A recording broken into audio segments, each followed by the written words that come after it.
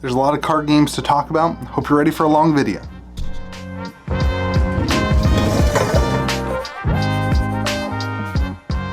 Well, what's up everyone? Welcome back to Kitchen Table TCG. My name's Louie. Hope you're having yourself a fantastic day. Today we're at the end of August.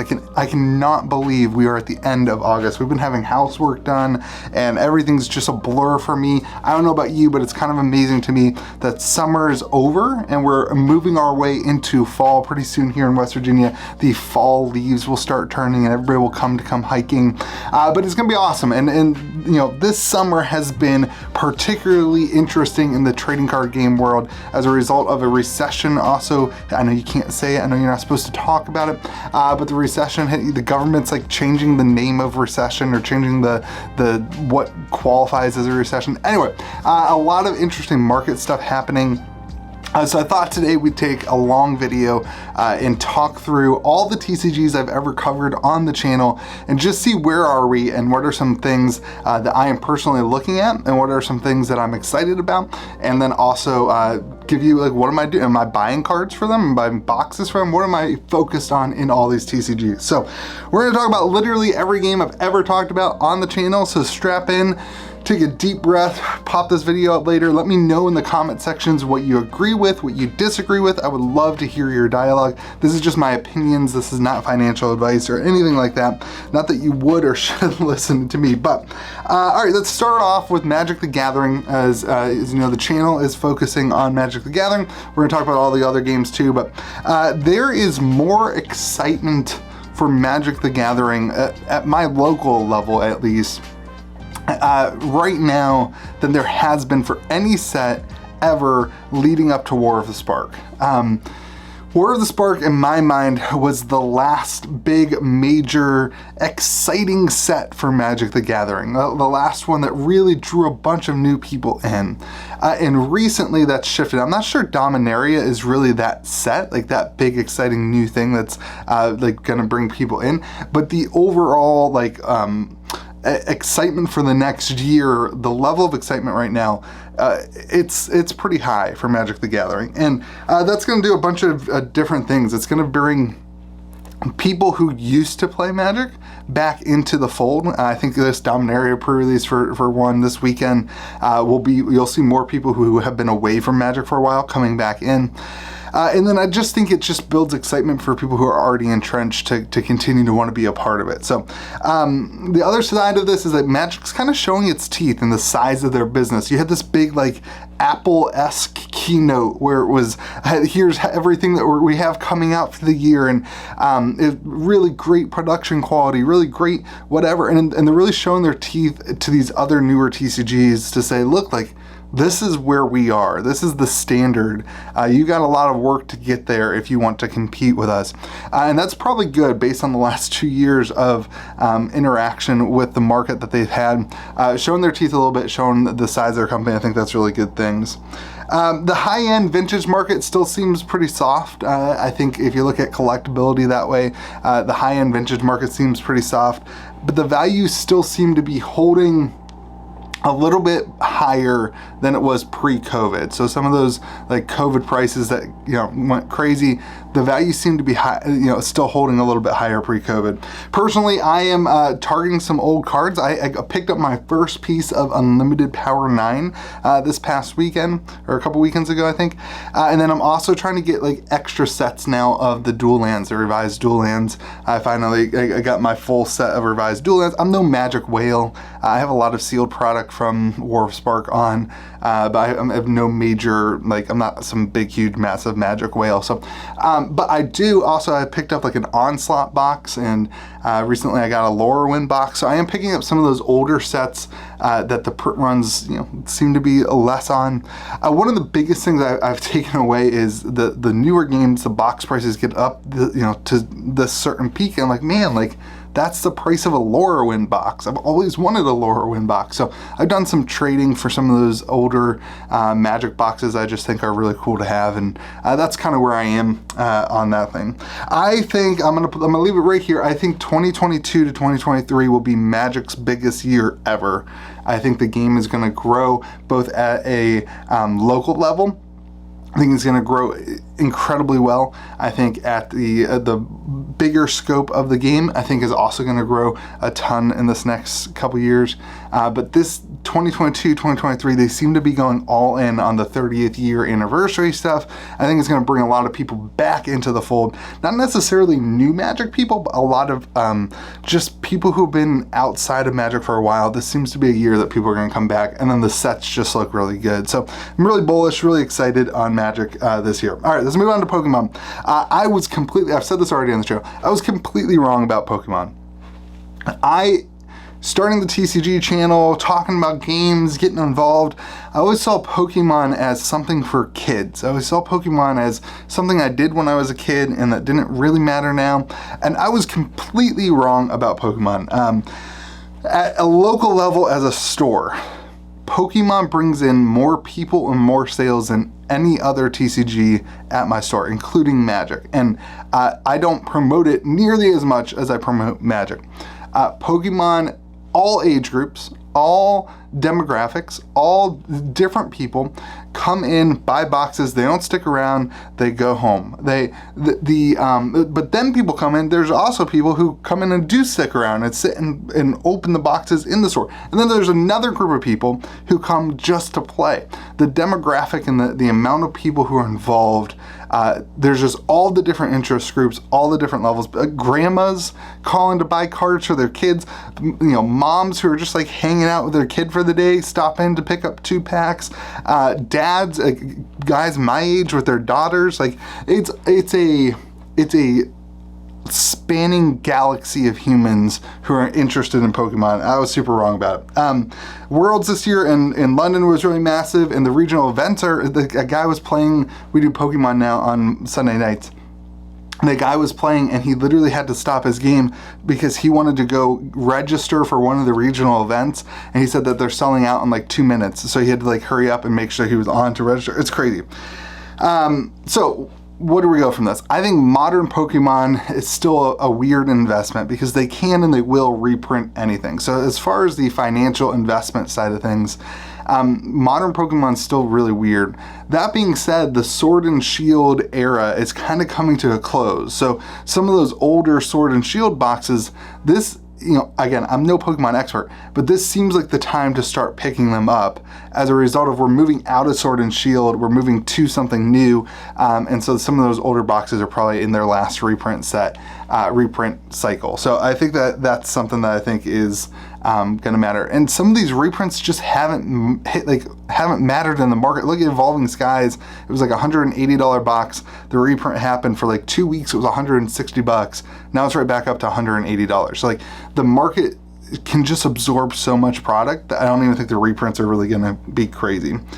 So personally, I think all segments of the Pokemon TCG and like vintage Pokemon video games are very, very good assets in the next 10 years. I personally think that there's no bigger game, no bigger IP in the trading card game world, especially that's going to be reaching different demographics and different people, different socioeconomic areas. It encompasses everything and everybody knows it. So I am bullish on almost everything.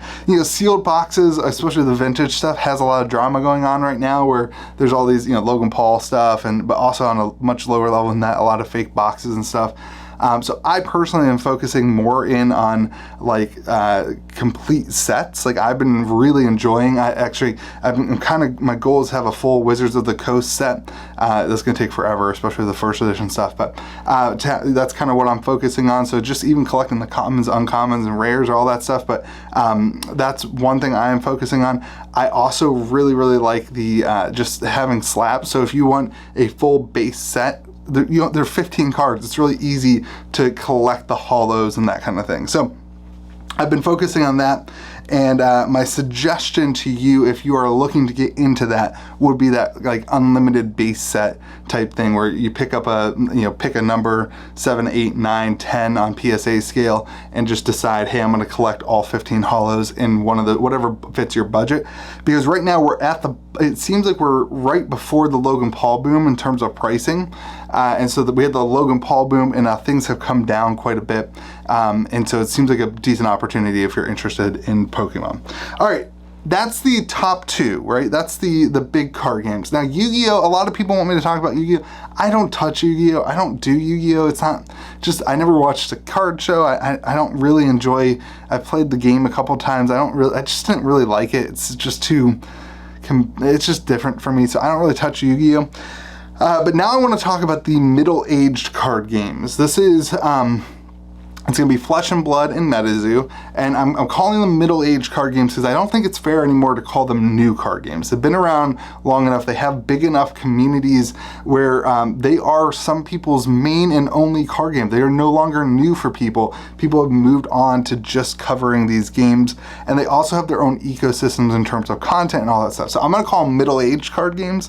They're in their, they're not old, they're middle-aged. Maybe teenage sounds better, but I'm going with middle-aged. Anyway, today, I think for these games, my opinion is that they had their big moment in the sun, both Flesh and Blood and MetaZoo, and now they are trying to figure out what do we look like in a post-pandemic, post-hype, post-stimmy, post that marketplace. What do we look like as card games in those worlds? And they're trying to figure out what did success look like and what does success look like in the future. And so I think both of these games are in the same boat in that world. We're going to talk about MetaZoo first. First and foremost, I think that the success of MetaZoo, and we've said this on the podcast, is completely dependent now upon the movie or TV show. I don't actually remember exactly which verbiage they're using, but that animated show, I think it is, or the video game. I think both of those things are completely essential to the future growth of MetaZoo. I think the card game got them here. I think as far as IP goes and as far as growing your brand goes, there's only so much in this trading card game world. If you want to grow bigger, which you do, you have to be involved in these other avenues like a movie or a TV show or a video game. And so if they want to grow past this line, they could stay this size and whatever, but if they want to grow past this line, that's going to be their success. And the question is, can they really capture, this IP and this brand and this story? I mean, story is so important to people. If you really look at the world, all we all care about is stories. We want to hear how each other's days were. We want to hear, what did you go through? What was your airport experience? Like, people care about stories. So if they are able to create a captivating story that gets people sharing it and telling their friends, you've got to watch this new anime or you've got to watch this new thing, there's a huge, huge opportunity for growth there. So that, for me, is personally what that looks like. Now, I don't know what that looks like for success. I don't know, what is the success of the movie or the show or the game? I don't know what that success is. I don't personally think that the success of those things is going to equate to $10,000 Kickstarter boxes, like, overnight. I don't think that matters anymore. I think the TCG ecosystem is going to be pretty different from the IP brand, brand. It's a brand is what it is. So, and a lot of that is because I just don't think that a ton of people have $10,000 in the TCG world to put towards a booster box when there's so many other things that they could be doing. And I don't think that success is based on that. I think that this is going to be great for MetaZoo as a result of most of that economic stature. Most of the people who come in from the TV show, movie, game are going to be looking at the newest set. They're going to be looking at the newest MetaZoo product, and that's what they will end up purchasing and going with. And I think it can be really good for the overall economy of MetaZoo with the new boxes and the stores and that kind of thing. So I think that is what you will see in the marketplace personally. I think that's really good for MetaZoo as a company.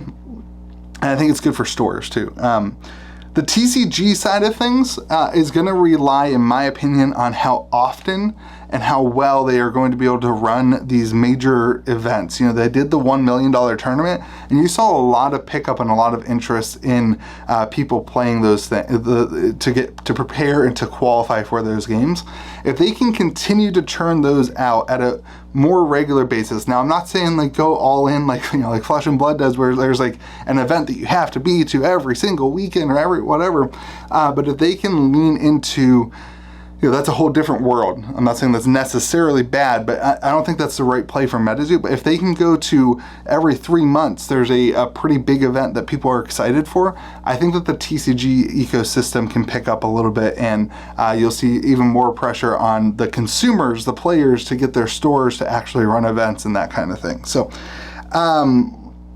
here's the thing, they got to figure out that balance, though, in my opinion, of creating this fun and unique and exciting event balanced out with, like, it has to also be you know, a little bit competitive and that side of thing. Here's the thing, the market skyrocketed and everyone has price memory, and I don't personally think that $10,000 Kickstarter boxes, $1,000 CN1 boxes are going to happen again overnight. I think this is going to be a slow growth over the next, you know, 5-10 years, depending on the success of the movie and the brand and that kind of thing.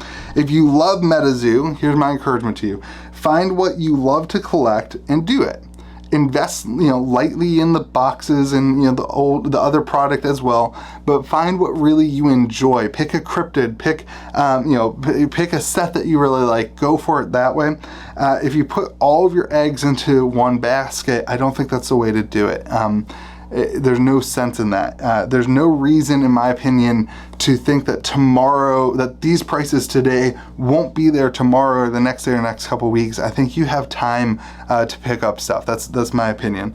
On a personal level, you know, I have a ton. I just got my Kickstarter, the decks, like the playing cards. I just got that stuff in. I still kind of pick up the product every now and then, but I'm not like going super hard on MetaZoo. I have a ton of MetaZoo. I went for a year. I was involved in MetaZoo. I have a bunch of MetaZoo, so I'm not personally like super investing in anything right now. Like, I know prices are low, but I've got most of the stuff, and for me, I already have the things that give me joy. What I'm excited about now is to play poker with MetaZoo poker chips. Like, that's something I'm really excited about. I went pretty hard on the Kickstarter just so I could get a bunch of different packages of the poker chips so I could have like an actual set amount to play poker with. So pretty excited about that. So yeah, all right, let's move on to Flesh and Blood.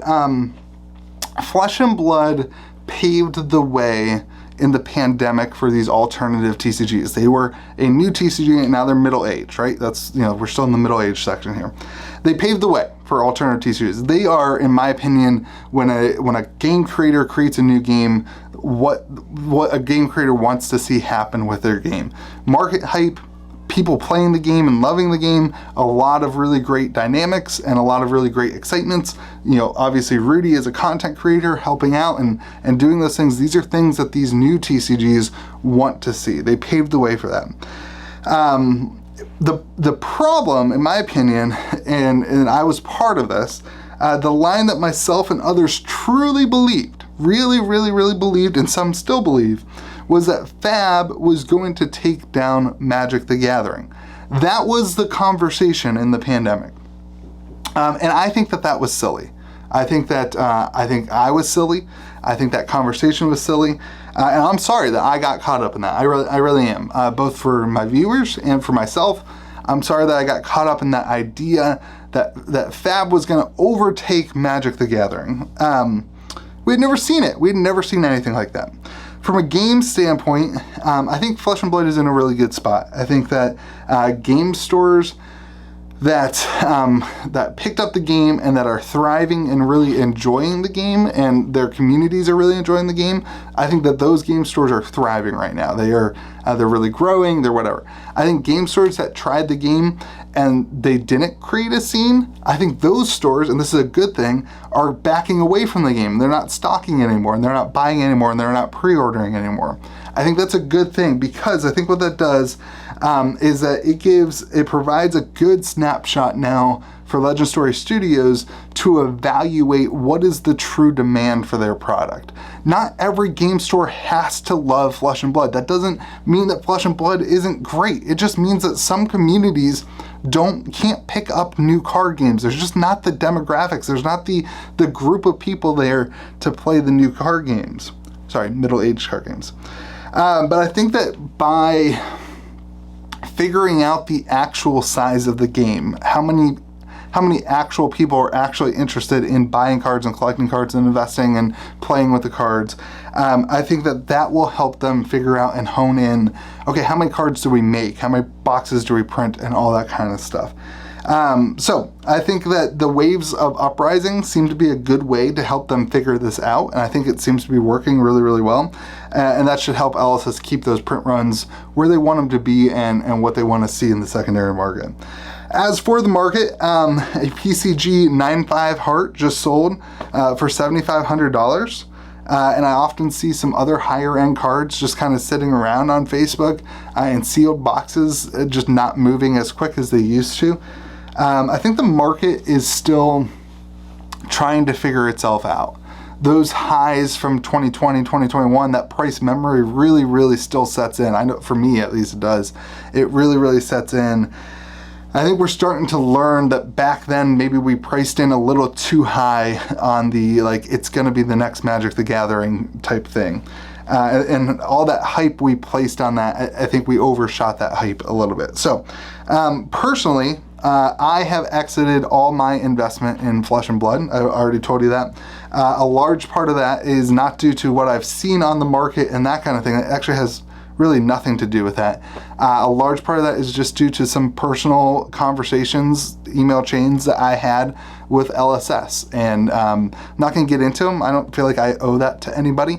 I'm not going to get into exactly what was said in those email chains. I will just say that it left me not finding joy in what I was doing and what I had in my collection. And I said since day one, don't invest in something, don't collect something if it doesn't give you joy, and I hold true to that. So that's the past. The past is the past, and that I'm just moving on. So for me personally, I'm not investing in any Flesh and Blood, I'm not collecting any Flesh and Blood anymore. As a store, though, I still think there is good potential for the game, and as a community that loves the game, I still think that it's passionate, and I still think that Fab 2.0 seems to have solved a lot of the issues that a lot of people talked about. And so I think that as a store, it's still worth it to cover the game and carry the game and sell the game. So I will still be doing that. I still have a couple people locally that are interested in picking up some product, and then online, we're still doing some learn to play events and that kind of stuff like we do with any other game. I'm just looking at Flesh and Blood now, like I look at any other of the new TCGs that I cover on the channel. So I'll continue to look at it that way and continue to offer patrons things and discounts and that kind of stuff. But personally, like I'm going through all these other games, I'm not investing or collecting. All right, let's talk about the new TCGs. That was the middle-aged TCGs. Let's talk about the new TCGs. These are the four that we have talked about on the channel and will continue to talk about on the channel. That is Cryptic, Sorcery, Genesis, and Legions. All games that I actively monitor and I'm looking at and I've played and I enjoy. And keep in mind, there are like 30 other TCGs. I get still like at least twice a month, I would say, a company reach out to me and say, hey, would you try our game? If you like it, cover it on the channel. And I try most of those games. I look at them, I hold the cards, I play them with my friends. There's just not enough time to cover all of them on the channel. So I wait for one to really be special, really be worth it to present to you. So that's what I've been doing. And these are the four that right now I'm really excited about. So first off, Cryptic, I think Tanner's the owner, creator, CEO, person who does Cryptic. I think Tanner just continues to amaze me with his ability to create a community that is falling in love with his game. and Tanner's humility and excitement just to see his game be played. He plays in the events at I don't know if he plays in all of them. The event that I did with them, he played in that event. It was really cool just to see him passionate enough to like, you got to play against the creator. That was really cool. And just to create a community that's genuinely excited about his game, to me, that gives a lot of credence and a lot of excitement, and that's one of the main reasons I'm so excited for Cryptic. The collector's market, it seems to be figuring itself out. There were like test packs and Riddle 66 packs.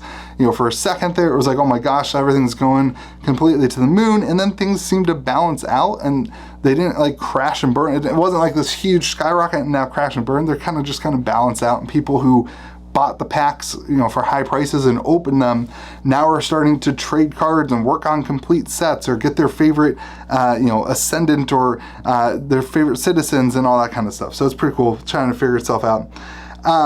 But what is easy to evaluate is the conversations in the Discord and the events that are firing and the people who are just really excited about it. It's easy to monitor that and to see people who are excited for the right things and not just like flipping cards, but actually showing up for these tournaments and being involved in the community in a big way. So I have more people PMing me about Wave 2 Cryptic than I do about any other game, and it's not super fair because like Wave 2 Cryptic is like the next thing to come out. But I have a lot of people PMing me, Louis, are you going to carry Cryptic Wave 2? I want to open one of my Kickstarter boxes and keep a couple others. I want to make sure that I get some Wave 2 pre-orders because I think it's limited. Anyway, personally, what I'm doing, I'm waiting. I got to open a bunch of test packs and stuff, which is cool. So I'm waiting on a pretty big PSA. I submitted like 30 cards to PSA, and then I'm gonna open a bunch of Kickstarter stuff. I'm really excited for it. I might do some streams and stuff. I'm really excited for the set, and really excited to play. It's a really easy game to pick up and teach some people to play. So at a local level, we're gonna do a lot of like learn to play events and stuff like that. So super excited about it. Let's move on to Sorcery. In Sorcery right now, the sample market is insane. I think a lot of the cards are coming from, I think Red Zone Rogue did like a opening or something where he opened cards for a lot of the viewers. So a lot of those are finding their way to some like sample auction things. And those are selling for like between $400 and $1,200. That's like absolutely crazy. The big question for Sorcery is what happens when the product hits. There's like 24,000, I don't know, between 20,000 and 30,000. I think it's between 20, I think there's like 25,000 boxes. Don't quote me on the exact number. There's like 25,000 boxes for Sorcery Kickstarter. The question is what happens when those hit the market. Right now, pre-order prices are like $400 or $500, something like that on eBay. The question is what happens when that product hits, but here's the thing that matters to me. Nobody knows. Nobody knows what happens when the product hits. Certainly the product will come down in value a little bit. Nobody knows where that bottom is when it picks back up or whatever. But here's what's important to me. People are building communities and content about the game. Whenever you have a game like this, it is so important that content and communities are being created around it. And I see people posting in my Discord server, hey, I played a game of Sorcery, and I recorded, actually the guy did both, Cryptic and Sorcery. I recorded it and I'm sharing it with you, and there's Facebook groups for this stuff. There's an art collector's website for Sorcery. There are communities being built around the game, which means that people are consuming that kind of content in being in those communities, which means that people are excited about the game, which means when the boxes come in, they're gonna want to open it, not just flip it. So I'm pretty bullish on where things are going for both Sorcery and Cryptic because of the communities that are being built around their game. So the artwork, obviously for Sorcery, absolutely amazing.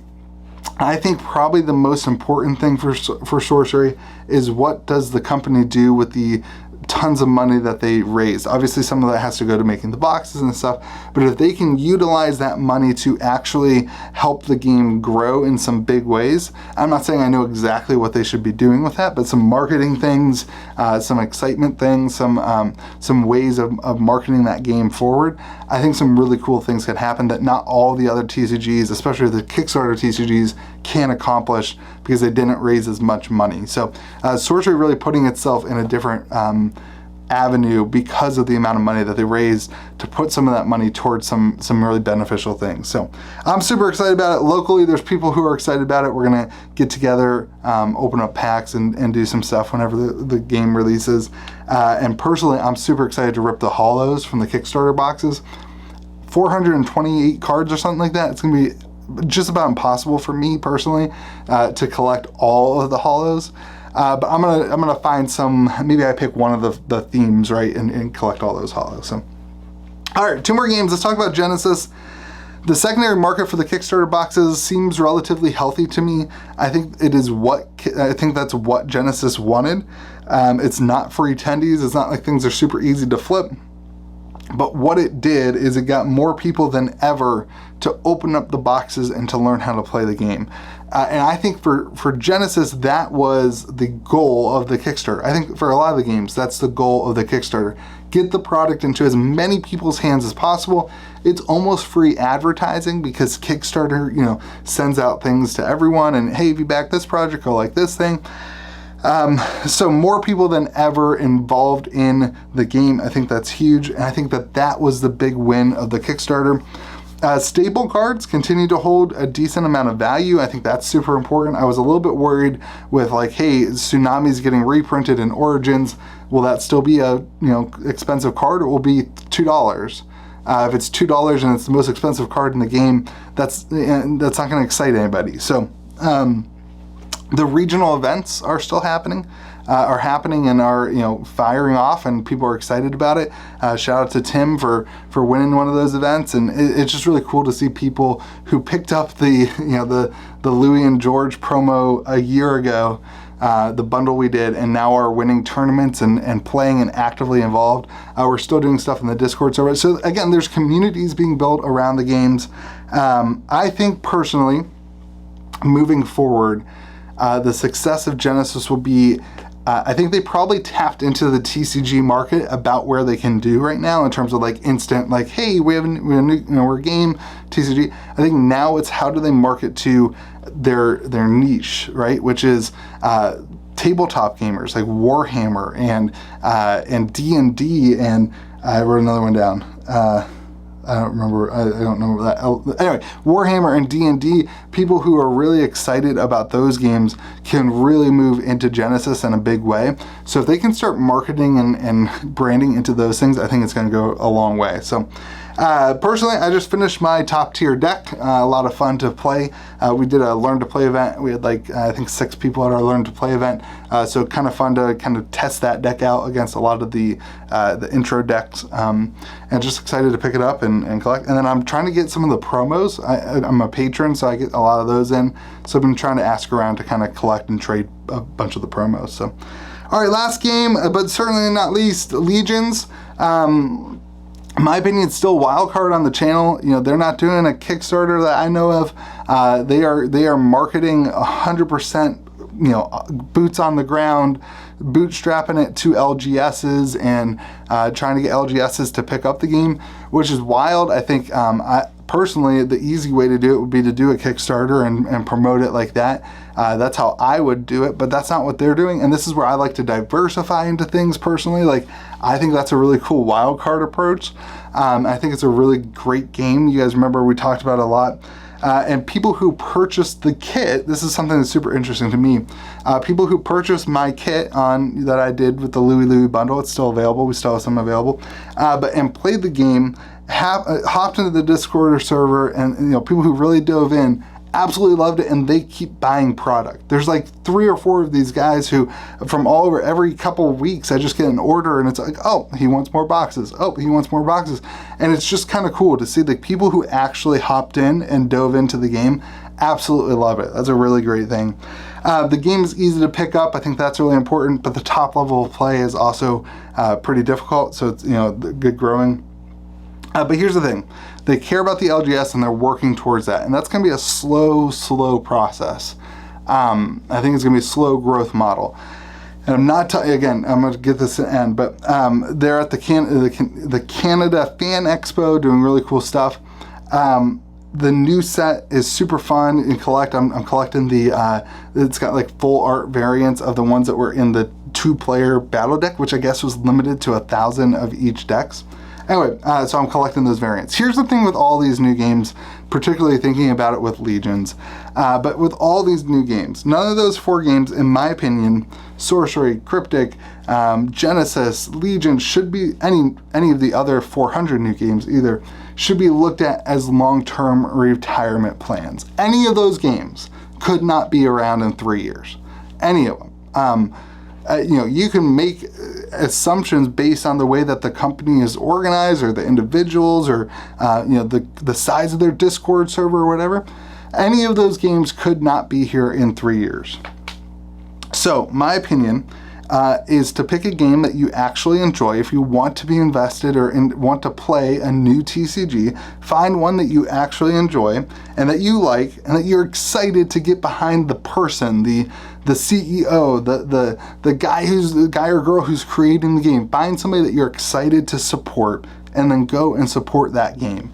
And don't look at it like an investment opportunity, but actually hop in and play the game. And those communities are some of the most fun communities to be around because everyone's just so excited to play games. It's awesome. There will be opportunities for you to make money in those groups, but I would not personally park my money there forever as like an investment bank to pay for my kids' college. Pokemon seems like a great idea. I don't know, but those games no. If you find joy in them, then you're gonna love it and it's gonna be great. And you can also enjoy potentially some financial increases. So that is the kind of overall market update of where I think these games are. I think on a whole, if you're still here, well, 36 minutes, geez. If you're still here that late, on a whole things, the market's still crazy. Like, who knows what's gonna happen with this recession. So be careful. Don't be, don't go all in. Don't, make sure that you are taking the steps to protect yourself, but also don't just sit on the sidelines. Don't just, be afraid to, to trade into or pick up a card that you really love and that seems like a cheap price for something that you always wanted. But know that the bottom, in my opinion, is uncatchable. Nobody knows exactly when it's gonna be or if it's here yet. So be careful and make sure you are finding joy in the things that you're doing. Because if this isn't joyful, there's easier ways to make money than trading card games. So hope you have yourself a fantastic day. Thanks for watching this far into the video. If you're still here, man, what a ride it's been. I'm excited to kind of have some of my house stuff honed in. It's been stressful the last month or two. We haven't had a kitchen for 3 months, and we just had our sink. The guys just left today. They just put the sink in the dishwasher. We haven't had a dishwasher for 3 months. Anyway, hope you have yourself a fantastic day. Be kind to the people around you. See you again next video.